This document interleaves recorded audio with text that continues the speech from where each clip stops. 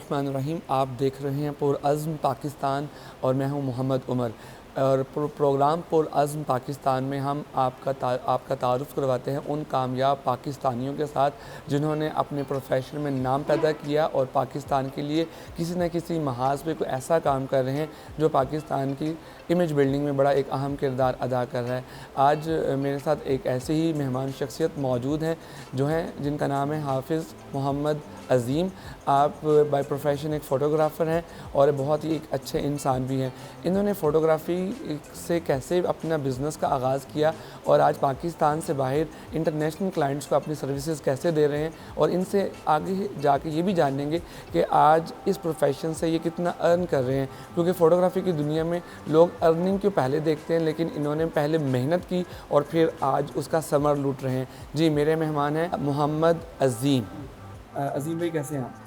वालेकुम अस्सलाम। अल्हम्दुलिल्लाह, अल्लाह का शुक्र। अल्लाह पाक का बड़ा एहसान उमर भाई। फ़ोटोग्राफ़ी बड़ी लंबी कहानी है।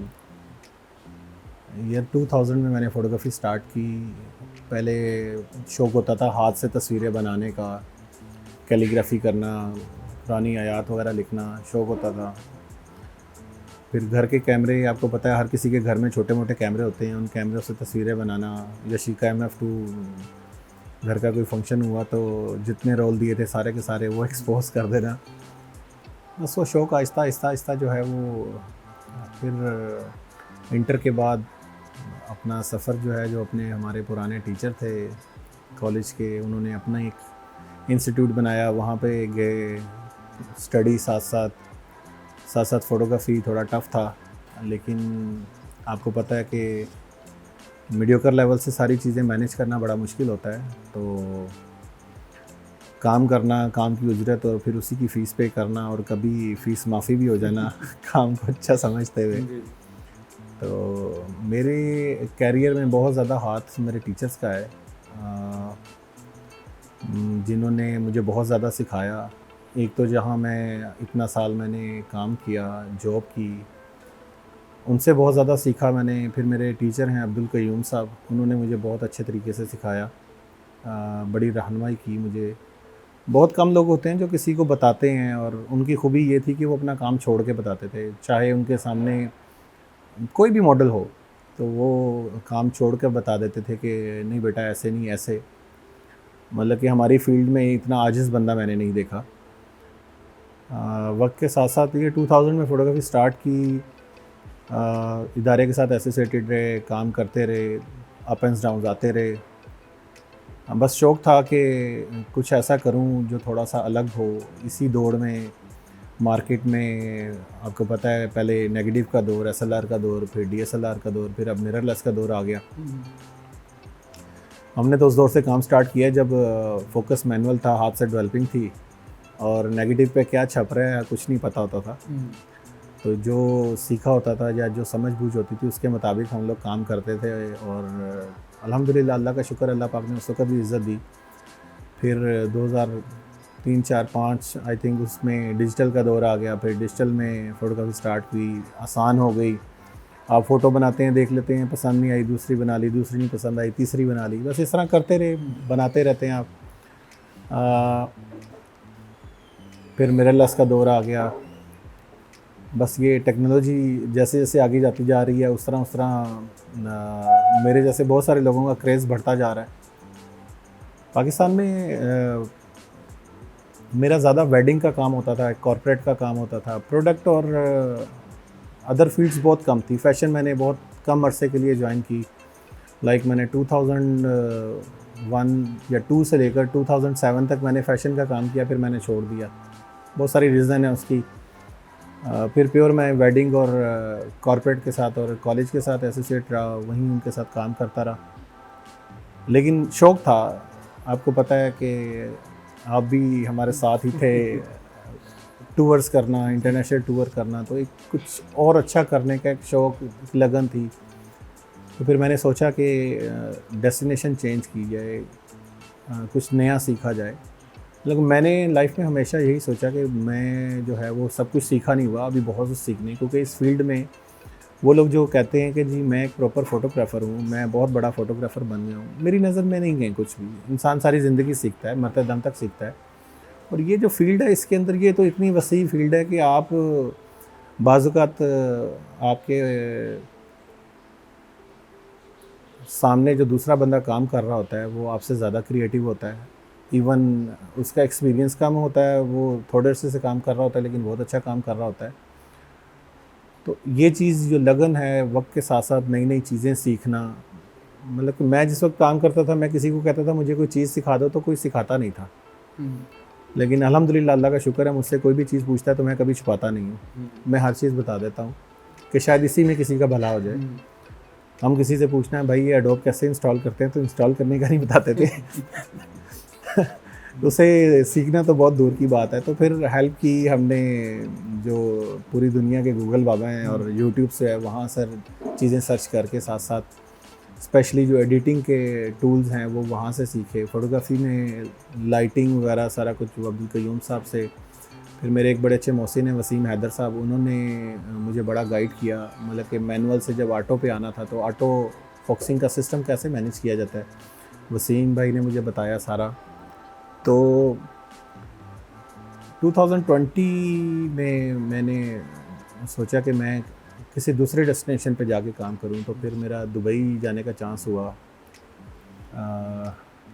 दुबई का जो मेरा ये टेन्योर है 2020 स्टार्ट जनवरी से लेकर और अब तक, वो अब अल्हम्दुलिल्लाह अल्लाह का शुक्र है बहुत बेहतर है। स्टार्ट बहुत टफ़ था। स्टार्ट इस तरह टफ़ था कि 2020 जनवरी में मैं गया, स्टार्ट पे बड़े अच्छे काम किए, बड़े अच्छे दोस्त मिले जिन्होंने गाइड किया। साथ कंपटीशन भी था, वहाँ की मार्केट को समझना मोस्टली लोग बताते ही नहीं थे, साथ लेके चलना नहीं चाहते थे, तो हर जगह खुद जाना, कोशिश करना। फिर कोविड आ गया। कोविड ने आपको पता पूरी दुनिया को लपेट में ले लिया। कोविड की वजह से फिर उसी दौरान मेरे फादर की डेथ हो गई, वापस पाकिस्तान आना पड़ा, फ़्लाइट बैन हो गई। फिर कोई 5-6 माह बाद दोबारा गया, दोबारा से फिर ज़ीरो से स्टार्ट लिया।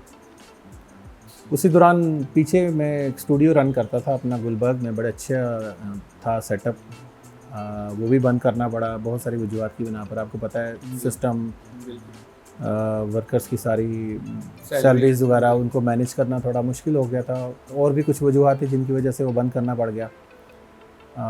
फिर उसके बाद दोबारा गए, दोबारा से स्टार्ट किया। कोविड तो था, ऊपर कोविड का डबल अटैक मेरे पे हो गया, मुझे कोविड हो गया। फिर उससे लड़ा, फिर पाकिस्तान आया फैमिली से मिलने के लिए, तो उसी दौरान फिर फ़्लाइट बैन लग गए। फ़्लाइट बैन लगे, वो दोबारा ओपन हुए लाइक नवंबर 2021। फिर दोबारा वापस गया, तो फिर मैं ये क्या कि अब मैं लंबे अरसे के लिए रुकूंगा और वहाँ पे कोशिश करूँगा। मार्केट में काम किया, लोगों से मिला। वहाँ पर अगर आप कमरे में बैठे हुए हैं तो आप कमरे में ही बैठे रहेंगे, आप काम नहीं कर सकेंगे। आपको लोगों से मिलना पड़ता है। इवन आप सब कुछ जानते हुए भी, आप सब कुछ जानते हैं लेकिन लोग आपको नहीं जानते, इसलिए आपको काम लोगों को दिखाने के लिए लोगों के साथ मिलना पड़ता है। बहुत सारे लोगों का फ्री काम किया, फ्री शूट्स किए, बहुत सारे मेकअप आर्टिस्ट के साथ काम किया। फिर दोबारा मैंने फ़ैशन की फ़ील्ड को वहाँ चूज़ किया, फ़ैशन का काम किया, बहुत सारे लोगों के साथ मिलने का मौका मिला। बहुत ने मोटिवेट किया और बहुत सारे बड़े अच्छे दोस्त हैं जिन्होंने डीमोटिवेट भी किया, लेकिन मैं कोशिश को जारी रखा अपनी। इसी दौरान पाकिस्तान में भी मेरे काफ़ी चक्कर लगते रहे। बहुत सारे अच्छे क्लाइंट मेरे वेडिंग के जो हैं वो बुला लेते हैं, इवेंट्स करवाने के लिए आ जाता हूँ, फैमिली से भी मिल लेता हूँ, काम कर लेता हूँ। लेकिन अल्हम्दुलिल्लाह सुम्मा अल्हम्दुलिल्लाह अल्लाह का शुक्र है, अब बड़ा अच्छा है। डिफरेंट एजेंसीज़ के साथ एज अ फ्रीलांस काम कर रहा हूँ। बहुत सारे पाकिस्तानियों के लिए जो हम हेल्प कर सकते हैं उस कंट्री में आते हैं, उनकी हेल्प करते हैं रिगार्डिंग, अगर वो हमारी फील्ड से हैं, उनकी हेल्प करनी हो, कुछ बताना हो। बस ये छोटी सी जर्नी है, ये बड़ी सी जर्नी है, ये आपके सामने है। यहाँ पे मैं बताऊँ कि ये तो इनकी दास्तानी ज़ीज़ थी कि इन्होंने बताया कि किस तरीके से फ़ोटोग्राफी के जर्नी में क्या उतार और क्या चढ़ाव है। अगर थोड़ी सी टेक्निक की बात की जाए, ज़ाहिर है कि जिसको शौक़ होता है टेक्निक को जानना उसके लिए ज़रूरी होता है। तो आप अपने देखने वालों को वो चंद इम्पॉर्टेंट बातें जिनका नॉलेज इनिशियल या एमेचर फ़ोटोग्राफ़र्स जो शौक़ में इस तरफ आना चाहते हैं उनको नॉलेज होना चाहिए, क्योंकि कैमरा अभी इस इंटरव्यू से पहले आपने एक सेशन दिया स्टूडेंट्स को, तो मुझे तो लगा कि कैमरा इटसेल्फ एक बड़ी साइंस है और उस साइंस को समझना बड़ा ज़रूरी है, जिसमें अपर्चर है, ISO है, शटर स्पीड है। अगर ये वो बारीक बारीक बातें हैं जिनका नॉलेज होना और ख़ासकर लाइट का नॉलेज होना, तो वो चंद बातें जो देखने वालों के लिए एक लर्निंग बिगिनर्स वाली बात हो जाए, जिससे वो आगे अपने सफ़र को बढ़ा सकें। बिगनर्स के लिए मेरा यही है कि खुशकिस्मत है वो लोग जिनको उस्ताद मिल जाते हैं। अगर उस्ताद मिलते हैं तो उनसे सीखने की कोशिश करें। अनफॉर्चुनेटली यहाँ पे लोग उस्तादों को चूना लगा जाते हैं तो काइंडली वो काम ना करें, उनसे सीखने की कोशिश करें, अच्छे तरीके से सीखें। फ़ोटोग्राफ़ी देखने में इतनी मुश्किल नहीं है और इतनी आसान भी नहीं है। अब बहुत ज़्यादा टेक्निकल हो गई है, कंपटीशन हो गया है, बहुत ज़्यादा न्यू कमर्स मार्केट में आ गए हैं। स्पेशली वो ले पालक फ़ोटोग्राफ़र जो ये सोचते थे यार एक बाइक जितना ही कीमत का कैमरा आ जाता है और क्लिक किए। और काइंडली रिक्वेस्ट है, ये जो फ्री के शूट और फ्री की इंस्टाग्राम की DPs बनाने के चक्कर में अपने कैरियर स्टार्ट से ही तबाह कर लेते हैं। इनको अपने कैरियर के बारे में सोचना चाहिए। अगर वो एक अच्छा काम करना जानते हैं, अगर वो मेहनत कर रहे हैं, इक्विपमेंट में पैसे लगा रहे हैं, तो इसका चार्ज करें, अपने प्रोफेशन को ज़ाया नहीं करें, इसको प्रॉपर सीखें। अगर आप नहीं सीखे हुए, आपको कोई उस्ताद नहीं मिलता तो आप यूट्यूब से देखें। आप जो कुछ सर्च करना चाहते हैं वहाँ से आपको मिलेगा। आप डिफरेंट लोगों से मिलें। इवन आपको, मैं ये नहीं कहता कि आप बिल्कुल फ्री काम ना करें। स्टार्ट पे जैसे मैंने बोला है कि भी मुझे भी फ्री काम करना पड़ता है लोगों के साथ मिलने के लिए, आपको करना पड़ता है लेकिन लेवल तक। वो हमारे एक दोस्त थे, वो कहते थे कि अगर आपने किसी का काम 10 रुपये में कर दिया तो सारी ज़िंदगी 10 रुपये में ही करना पड़ेगा। वो क्लाइंट 10 रुपये से बढ़ेगा नहीं, चाहे महंगाई जिस भी लेवल पे चली जाए। तो आपको अपना इमेज, आपका लेवल आपको ख़ुद बनाना पड़ेगा। बस यही मेरा मैसेज है कि मेहनत करें और प्रोफेशन को अच्छे तरीके से समझें और अच्छे तरीके से लेके चलें। अच्छा अजीम भाई, आप अपने देखने वालों को और ऑब्वियसली जो पूरा पाकिस्तान देख रहे हैं कि ज़िंदगी में उतार चढ़ाव आते हैं, कामयाबियाँ नाकामियों के साथ जुड़ी हुई हैं और बाज़ लोग नाकामियों के बाद रास्ता बदल लेते हैं, उनको आप क्या कहेंगे? यार मैं तो कहूँगा कि कभी भी रास्ता ना बदलें, क्योंकि जो आपने फील्ड चूज़ की होती है, जिसके ऊपर आपने अपनी ज़िंदगी लगाई होती है। मेरे ऊपर भी बहुत सारे ऐसे मौके आए कि मैंने कहा मैं फ़ोटोग्राफी छोड़ देता हूँ। बड़ी क्रिटिकल कंडीशंस आई मेरे इस फील्ड में रहने में या मेरा साथ देने में। मेरे पेरेंट्स का, मेरी वालदा का, मेरी वाइफ का स्पेशली बहुत ज़्यादा हाथ है, जिसने मेरे लिए बहुत हेल्प की हर मामले में। ब्लेसिंग्स हैं मेरे पेरेंट्स की दुआएं, अल्हम्दुलिल्लाह, अल्लाह का शुक्र है। प्रोफेशन छोड़ के क्या करेंगे? क्विट तो किसी भी सूरत में नहीं करना चाहिए। और प्रोफेशन अगर पैशन है तो मेरा नहीं ख्याल जिसका पैशन हो वो क्विट करता है। और अगर आपको पैशन है तो आपको जहाँ से भी सीखने का मौका मिलता है सीखें, आगे बढ़ें और कोशिश जारी रखें अपनी। अच्छा अजीम, क्योंकि एक सैलरी या अर्निंग एक बड़ा मोटिवेटिंग फैक्टर होता है, ये इसमें कोई लगी बगी सैलरी तो होती नहीं है, आपके काम के ऊपर बेस करता है। सबसे कम सैलरी जब मिली या जब पहली सैलरी मिली तो क्या फीलिंग्स थी? और आज जब आप दुबई जैसे कंट्री में बहुत हाई प्रोफाइल इवेंट्स कवर करते हैं, तो आज वो जो सैलरी रिसीव करते हैं तो क्या फीलिंग्स होती हैं? अल्हम्दुलिल्लाह, बस यही वर्ड कहूँगा, इससे ज़्यादा नहीं। अल्हम्दुलिल्लाह, अल्लाह पाक का बड़ा एहसान है। ये अल्लाह पाक की ब्लेसिंग है। मेहनत किसी की रायगा नहीं जाती। मैंने स्ट्रगलिंग जारी रखी, बहुत सारे दोस्तों ने मेरा साथ दिया, मैं उनका भी शुक्रिया अदा करता हूँ। और स्ट्रगलिंग आगे भी जारी रहेगी, ये ख़त्म नहीं हुई, क्योंकि मैं अपने आप को अब जो है वो वीडियो की तरफ लेके जा रहा हूँ। वीडियो मेकिंग, एडिटिंग, वो चीज़ें सीख रहा हूँ, उसमें मेरे दोस्त मेरा साथ दे रहे हैं। यूट्यूब मेरा बड़ा अच्छा दोस्त है, वो मेरा साथ दे रहा है, तो वो हर वक्त का साथी है। तो बहुत सारी चीज़ें जो है दोस्तों से जो नहीं पता चलती फिर वहाँ से पता चलती हैं। तो मैं बस यही कहूँगा कि अल्हम्दुलिल्लाह, अल्लाह पाक का शुक्र है कि अल्लाह पाक ने इस काबिल रखा हुआ है कि अच्छे से अपनी फैमिली को रन कर सकता है।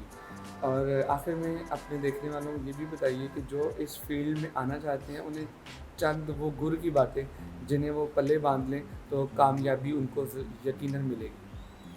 गुर की बात वही जो मैंने पहले बोली है कि अपने उस्ताद की कदर करें। अगर किसी के साथ काम करते हैं तो लॉयल्टी के लिए काम करें, लॉयल्टी से काम करें और तब तक उस्ताद को चीट ना करें। आप काम कर रहे हैं तो आप जब आपका टीचर आपको कहे ना हाँ भाई आप जाओ अब खुद जाके काम करो, तो वो आपके लिए एक बड़ा अच्छा मौका होता है, जो मुझे मौका मिला और मैंने साबित किया अल्हम्दुलिल्लाह, अल्लाह का शुक्र है। तो आपको या कामयाबी के लिए आपको जो है ना लॉयल्टी बहुत ज़्यादा ज़रूरी है। मेरी नज़र में जो है ना सबसे ज़्यादा आपके अपने काम के साथ, आपके अपने सिखाने वालों के साथ, स्पेशली आपकी फ़ील्ड के साथ, आप जो कह रहे हैं वो कर भी रहे हैं कि नहीं कर रहे, तो ये बहुत सारी चीज़ें ज़रूरी हैं।